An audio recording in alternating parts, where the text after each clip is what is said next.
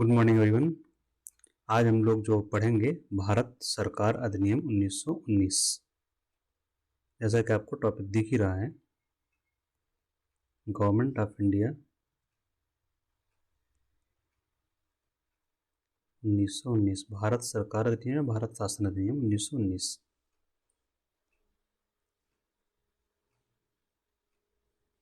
ठीक है, इससे पहले हम लोग जो पढ़ चुके हैं, क्या पढ़ चुके हैं? Indian council act, Indian council act पढ़ चुके हैं।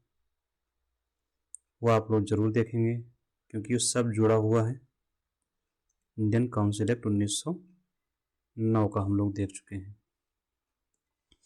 जिसमें पृथक निर्वाचक मंडल का प्राप्त किया गया है। पृथक निर्वाचक मंडल, इसी में सांप्रदायिक प्रतिनिधित्व की बात की गई है। वोटिंग राइट आपको यही मिल रहा है। पूरक प्रश्न पूछने का अधिकार आपको यहीं से मिलेगा, आपको मतलब भारत। तो ये कुछ बातें हैं। यहीं पर पहली बार आपको कार्यकारी परिषद में वायसराय की पहला भारतीय नियुक्त हुआ। नाम क्या है? सत्येंद्रनाथ सिन्हा, सत्येंद्र प्रसाद। ठीक है, तो ये सब चीज़ें जो एग्जाम पॉइंट ऑफ व्यू से इंपॉर्टेंट थी वो हमने आपको रिवाइज करवा दिया है, एक गो थ्रू कर लिया है। ठीक है, अब हम शुरू करेंगे भारत सरकार अधिनियम 1919। बहुत आराम से पढ़िएगा इसको क्योंकि बहुत इम्पोर्टेंट भी है और एग्जाम के लिए दृष्टि से भी महत्वपूर्ण है। तो हम पहला पॉइंट यहाँ से शुरू करते हैं कि विषयों का वर्गीकरण किया गया। सभी विषयों का वर्गीकरण, सभी विषयों का वर्गीकरण कर दिया गया इसके तहत। अच्छा, एक बात हम लोग इसके पहले जान लेते हैं। यहाँ पर ये जो एक्ट है इसको हम मिंटो मॉन्टेग्यू चेम्सफोर्ड सुधार भी कहते हैं। जैसे कि 1909 वाले को मिंटो मार्ले सुधार, वैसे इसको मॉन्टेग्यू चेम्सफोर्ड सुधार, मॉन्टेग्यू चेम्सफोर्ड रिफॉर्म्स भी कहा जाता है। तो यहाँ पर जो आपके मॉन्टेग्यू हैं ये भारत सचिव हैं और चेम्सफोर्ड क्या है? चेम्सफोर्ड है भारत के वायसराय। ये चेम्सफोर्ड आपके वायसराय हैं भारत के, उन्हीं के नाम पर किया गया था 1919 में, यही थे। और ये मॉन्टेग्यू महोदय कौन है? भारत सचिव। आपको अब पता होगा भारत सचिव कहाँ बैठते हैं? भारत में तो नहीं बैठते हैं, इंग्लैंड में बैठते हैं। ठीक, वहाँ से कंट्रोल कर रहे हैं शासन को भाई साहब ये। ठीक, ये इनको निर्देश देते हैं, ये काम करते हैं।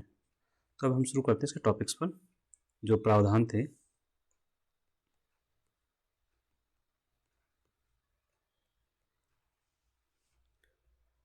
तो सभी विषयों का वर्गीकरण किया गया। तो सभी विषयों का वर्गीकरण कितने भागों में किया गया? 2 भागों में बांट दिए गए। विषय समझ लेते हैं। जैसे विषय का मतलब, जबकि हम सरकार के बारे में पढ़ रहे होते हैं तो विषय मतलब होता है जिन विषयों पर कानून बनाया जा सकता है। तो जैसे विषय का मतलब ये हो गया कि जैसे पुलिस है, ये एक विषय है। तो पुलिस पर कंट्रोल कौन करेगा? कौन करेगा पुलिस पर कंट्रोल? ये तय किया जाएगा। केंद्र बनाएगी कानून इस पर या राज्य सरकार बनाएगी? ठीक है, बैंक हो गया, तो बैंक पर नियंत्रण कौन करेगा? ठीक है, राजस्व वसूली कौन करेगा? ये सब विषय हैं। टैक्स कौन लगाएगा? ठीक है, विदेशों से संबंध कौन रखेगा? ठीक है, संचार कौन देखेगा? ये सब चीज़ें विषय हैं। ठीक है, ये अभी भी है, उसमें तो पढ़ रहे हैं। इस समय जैसे विषय हैं तो विषयों को इसमें 3 भागों में बांटा हुआ है। उनके नाम है संघ सूची, राज्य सूची और समवर्ती सूची। ठीक है, तो वैसे ही 1919 में भी विषयों का वर्गीकरण किया गया। तो विषयों का वर्गीकरण किया गया 2 भागों में। एक केंद्रीय सूची बनाई गई और दूसरी प्रांतीय सूची बनाई गई। एक का नाम रखा गया केंद्रीय सूची और दूसरी थी प्रांतीय सूची।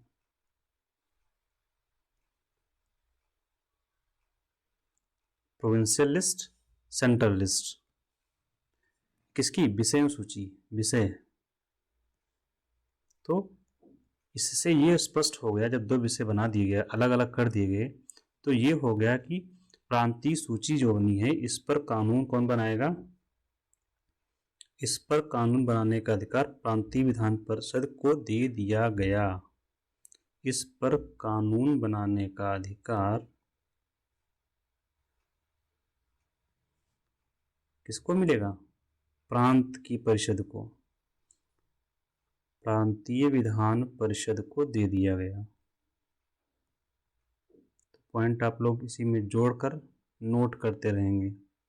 प्रांतीय सूची पर कानून बनाने का अधिकार प्रांतीय विधान परिषद को दिया गया या है, और केंद्रीय सूची के विषयों पर, इन विषयों पर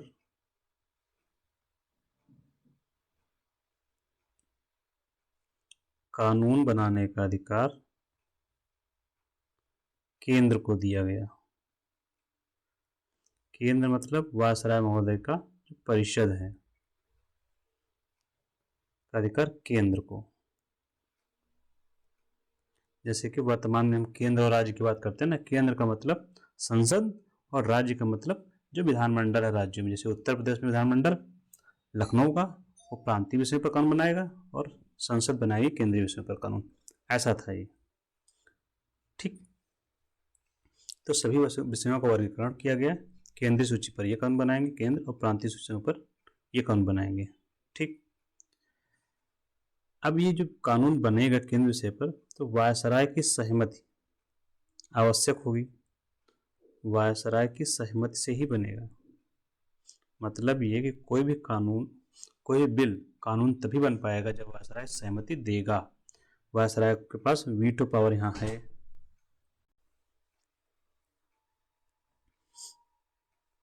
तो केंद्रीय सूची के विषयों पर कानून तभी बनेगा जब वायसराय की सहमति होगी, ठीक है।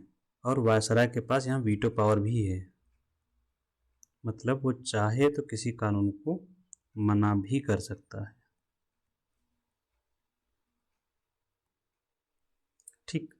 सभी विषयों का वर्गीकरण किया गया दो भागों में, केंद्रीय सूची और प्रांतीय सूची। अगला पॉइंट, अगला पॉइंट है द्वैध शासन की शुरुआत हुई। द्वैध शासन की शुरुआत।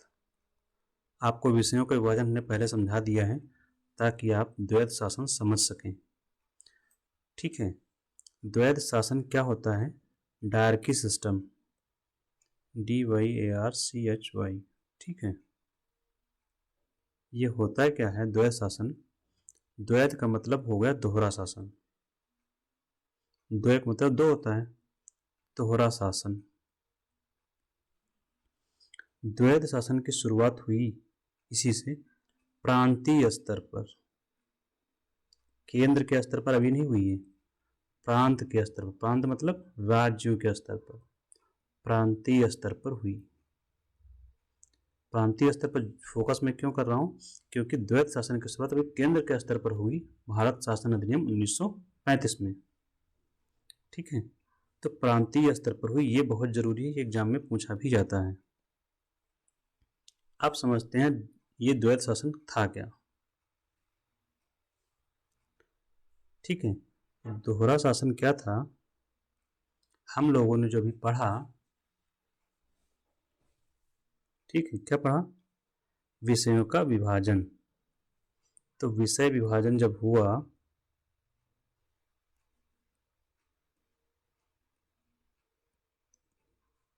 विषय विभाजन किसमें हुआ था? केंद्र सूची में, प्रांत सूची में। केंद्रीय सूची बनाई गई एक, जिसमें केंद्र कानून बना रहा था, और एक बनाई गई प्रांतीय सूची, ठीक। तो ये प्रांतीय सूची पर कानून कौन बना रहा है? प्रांत। अब ये प्रांतीय सूची के जो विषय हैं, जितने भी विषय हैं, वो स्थानीय महत्व के हैं। जैसे लोकल पुलिस है, रेवेन्यू कलेक्शन है, इस तरह की चीजें हैं। तो इन प्रांतीय विषयों के जो सूची के जो विषय हैं, इनको दो भागों में बांट दिया गया। कितने भागों में? दो भागों में बांटा गया। प्रांतीय सूची के विषयों को दो भागों में बांट दिया गया। एक को कहा गया आरक्षित सूची, क्या नाम दिया गया? आरक्षित सूची के विषय, आरक्षित विषय, और दूसरे को कहा गया हस्तांतरित विषय। हस्तांतरित, इंग्लिश में ट्रांसफर्ड।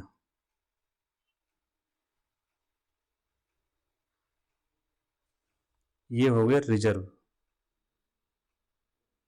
रिजर्व सब्जेक्ट और ट्रांसफर्ड सब्जेक्ट। द्वैध शासन क्या हो गया? अब ये प्रांतों में विभाजन हुआ। जो आपके हस्तांतरित विषय थे, इसका शासन कैसे होना था? गवर्नर जो प्रांत में होते थे वो, प्लस मंत्री, ये दोनों मिलकर करते थे। यहाँ पर आरक्षित विषय का शासन गवर्नर प्लस उसकी कार्यकारी परिषद।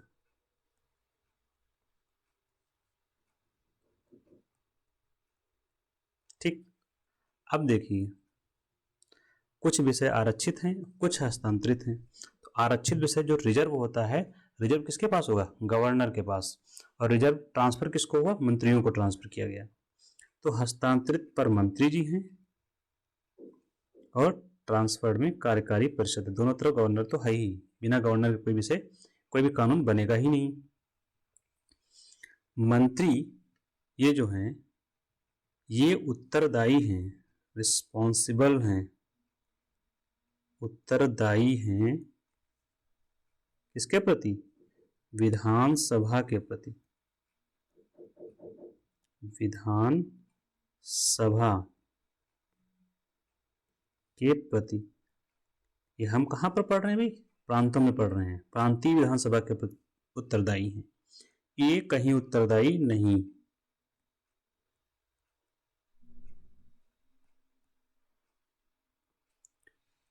तो ये देखिए, कानून कुछ लोग, कुछ ये बना रहे हैं मंत्री जी, कुछ बना रही कार्यकारी परिषद। ऐसा नहीं कि एक ही व्यक्ति बना रहा है, दो अलग अलग बॉडी बन गई हैं। यही है दो लोगों का शासन।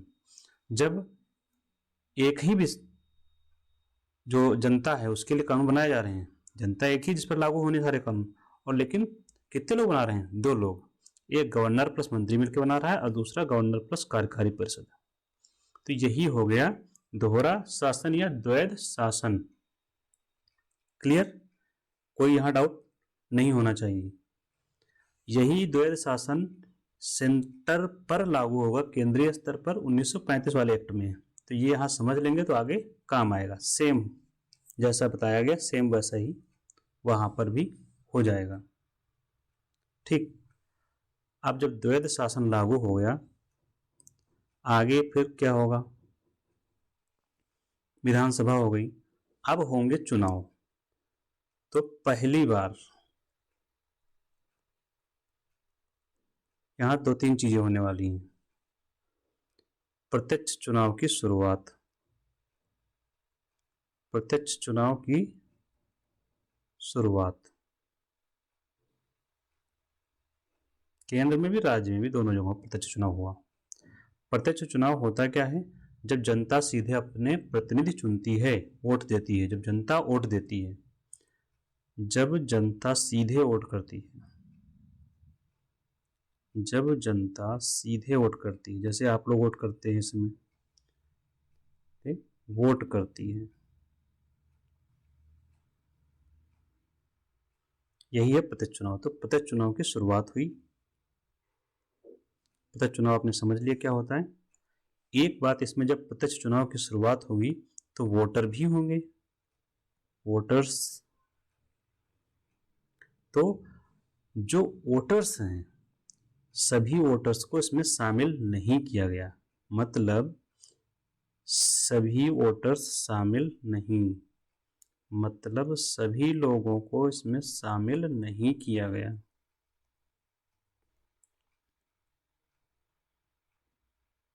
शामिल नहीं, सभी लोग शामिल नहीं।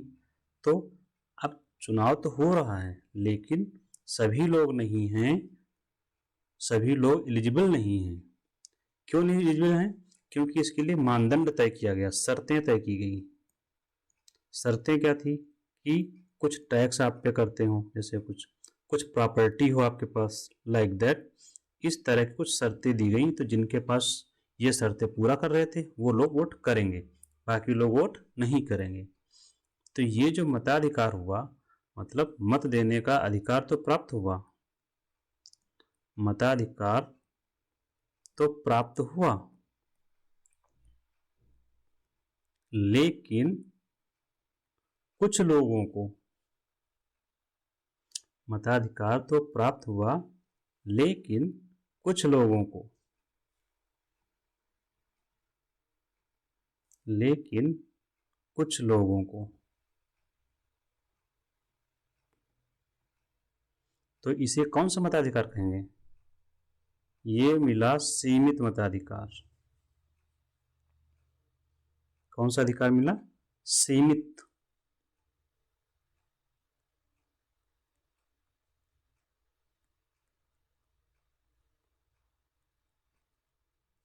अर्थात यूनिवर्सल फ्रेंचाइज नहीं दिया गया, सार्वभौमिक, सार्वभौमिक का मतलब होता है सबको, सार्वभौमिक मताधिकार नहीं। इसका मतलब ये हुआ। तो मताधिकार मिला, प्रत्येक चुनाव की शुरुआत हुई तो मताधिकार भी लोगों को मिला, लेकिन सार्वभौमिक मताधिकार नहीं मिला। ठीक, तो ये एग्जाम में काफ़ी आता है, तो आप लोग याद रखेंगे इसको भी। नेक्स्ट पॉइंट हम लोग देखेंगे। नेक्स्ट पॉइंट कौन सा है? होप सो फोर्थ होगा। तो पहली बार क्या हुआ? प्रत्यक्ष चुनाव हुआ। और आप प्रत्यक्ष चुनाव की शुरुआत कब हुई थी? 1892 के एक्ट से हुई थी। ठीक है, अब प्रत्यक्ष रूप से जनता भागीदार हो गई है। और यहीं पर द्विसदनीय विधायिका की शुरुआत हुई।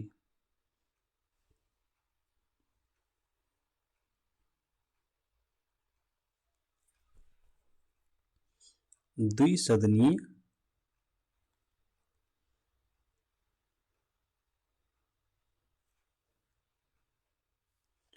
द्विसदनीय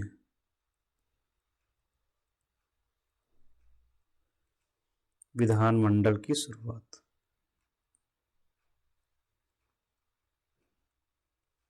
द्विसदनीय विधानमंडल की शुरुआत। सब जो शुरुआत वाली बातें हैं सब याद रखनी है, लेकिन कहां पर? केंद्रीय स्तर पर। जैसे ही केंद्रीय स्तर पर बोला गया, आप समझ लीजिए वायसराय के स्तर पर हमें पहुंच जाना है। ये भी खूब पूछा जाता है। क्यों? क्योंकि द्विसदनीय विधानमंडल की शुरुआत यहां पर हुई केंद्र स्तर पर 1919 में, और प्रांतों में होगी 1935 में। ठीक है, तो क्या किया गया? द्विसदनीय विधानमंडल क्या होता है हम ये समझते हैं पहले। मतलब ये कि विधानमंडल के दो सदन होंगे। जैसे इस समय हमारी संसद में दो सदन है, लोकसभा, राज्यसभा। तो ये विधानमंडल हमारा कैसा है? द्विसदनीय। सदन मतलब घर, दो हाउस, दो चैम्बर। एक चैम्बर का नाम है लोकसभा, दूसरे चैम्बर का नाम है राज्यसभा, या हाउस बोलते हैं। तो एक हाउस है हमारा अपर हाउस, दूसरा है लोअर हाउस। ठीक, उच्च सदन और निम्न सदन। तो विधानमंडल के दो भाग होंगे, यही है द्विसदनीय विधानमंडल। तो केंद्रीय स्तर पर शुरुआत हुई। तो केंद्रीय स्तर पर अभी तक चल रहा था सेंट्रल लेजिस्लेटिव काउंसिल, जिसको हम लोग केंद्रीय विधान परिषद पढ़ रहे थे। इसको रिप्लेस किया गया द्विसदनीय प्रतिस्थापित किया गया द्विसदनीय विधानमंडल से, बाई कैमरल लेजिस्लेचर। द्विसदनीय विधानमंडल तो 2 सदन कौन कौन से होंगे, नाम भी तो पता होना चाहिए। एक का नाम रखा गया council of states, council of states. दूसरे का नाम रखा गया लेजिस्लेटिव असेंबली,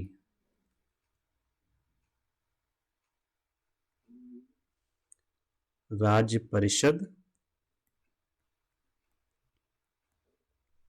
और विधानसभा। केंद्र स्तर पर पढ़ रहे हैं हम लोग, याद रखेंगे। ठीक, अब ये लोग क्या करेंगे, जो केंद्र के विषय हैं उस पर कानून ये बनाएंगे। ठीक, लेकिन अभी हमेशा आपको याद रखना है कि वायसराय और वायसराय की कार्यकारी परिषद अभी काम कर रही है। ये कानून वाली तरफ इतना सुधार किया गया। ठीक, सभी विषयों पर कानून भी नहीं बना सकते ये, ऐसा नहीं कि सारे विषयों पर कानून बनाएंगे केंद्र के, नहीं, सीमित विषय दिए गए। ठीक है, द्विसदनीय विधानमंडल क्या है आपने समझ लिया, जैसे इसमें संसद काम कर रही है वैसे ही। ठीक, अगला पॉइंट क्या है, सांप्रदायिक प्रतिनिधित्व का विस्तार किया गया। यह भी क्वेश्चन पूछा ही जाता है। शुरुआत कब हुई, 1909 में। विस्तार का मतलब कुछ और लोगों को जोड़ा गया, कुछ और संप्रदायों को जोड़ा गया। सांप्रदायिक प्रतिनिधित्व का विस्तार कैसे, मतलब जोड़ा किसको गया, सिख समुदाय को जोड़ा गया। पृथक निर्वाचक मंडल के साथ जो शुरू हुआ था 1909 में। सिख के साथ यूरोपीय भी जोड़े गए, यूरोपीय के साथ एंग्लो इंडियन को भी जोड़ा गया, एंग्लो इंडियन। ठीक है, ये हो गया सांप्रदायिक प्रतिनिधित्व। आप लोग समझ गए कि जिस धर्म का है, जिस समुदाय का है, जो व्यक्ति जिस समुदाय का खड़ा है उसी समुदाय के लोग उसको वोट करेंगे। और इसमें प्रावधान क्या किया गया,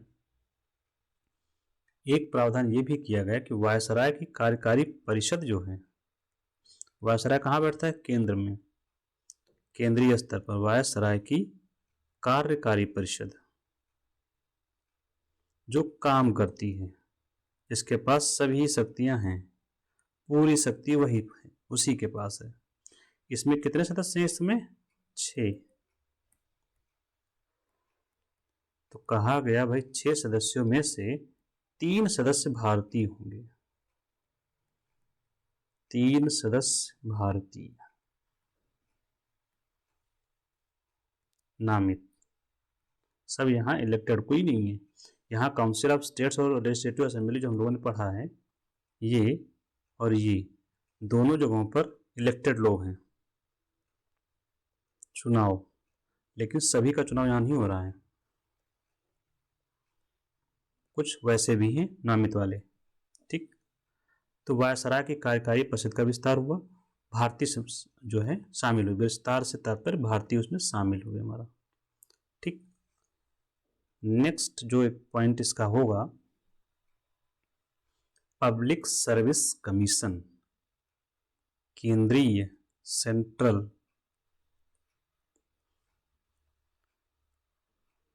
पब्लिक सर्विस कमीशन, केंद्रीय क्या होगा पीएससी का, पब्लिक सर्विस कमीशन, लोक सेवा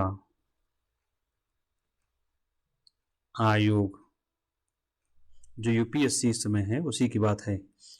सेंट्रल पब्लिक सर्विस कमीशन के गठन की व्यवस्था की गई, के गठन का प्रावधान, जो हमारा यूपीएससी है उसी की बात हम कर रहे हैं इस समय। ये वर्तमान यूपीएससी इसी की शुरुआत हुई। ये जोड़ा गया था प्रावधान ली आयोग की अनुशंसा पर। कौन सा आयोग, ली आयोग, ये क्वेश्चन भी आता है, ली आयोग की अनुशंसा पर 1926 में।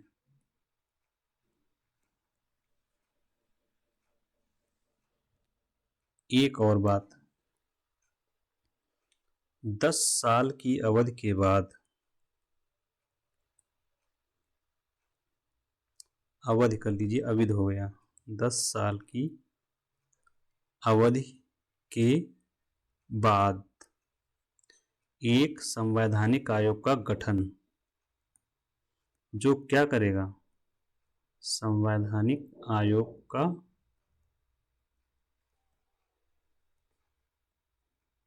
गठन, जो समीक्षा करेगा इसी एक्ट की जो हम लोग पढ़ रहे हैं। 10 साल कहाँ से, जब से यह एक्ट लागू हुआ। हमारा जो भारत शासन अधिनियम या भारत सरकार अधिनियम, भारत शासन अधिनियम